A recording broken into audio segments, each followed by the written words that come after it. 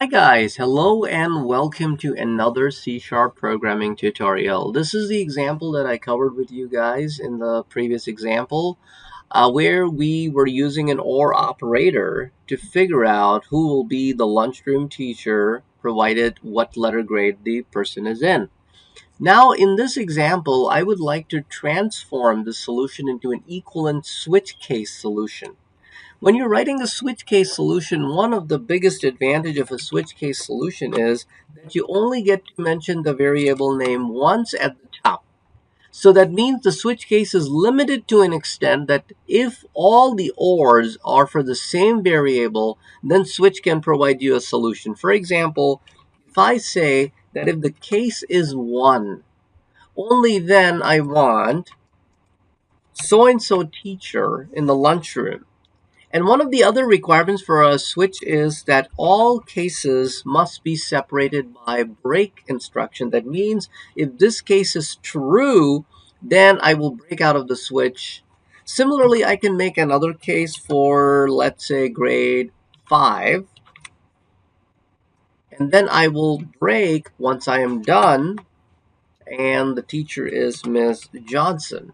And for else, in switch case, we have default, which means if any of the other conditions are not true, then the default is Miss Carlos. So that's only the solution for if it's grade 1 or grade 5 or anybody else. Now comes the question, well, in the previous example, we had an OR between 1 and 3. And we had an OR between 2, 4, and 5. So how can we do that? This is how you will do OR in switch case. All you will do is you will put multiple cases in the same break, and automatically they come as ORs with each other. So case 2 or case 4 or case 5. That's how it understands it. Case 1 or case 3. Now let's test this to see if we get the same outputs. If I enter grade 5, I should get Miss Johnson. Let's run this program, and I enter grade 5, and I do get Miss Johnson.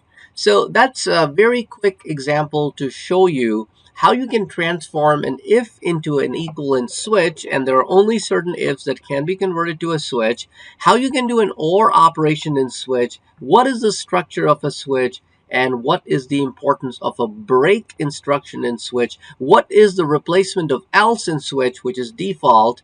So hope you would have enjoyed this tutorial. Don't forget to like, share, and subscribe to my channel. And don't forget to write in the comment section if you want certain video tutorials in computer science to be made on this channel.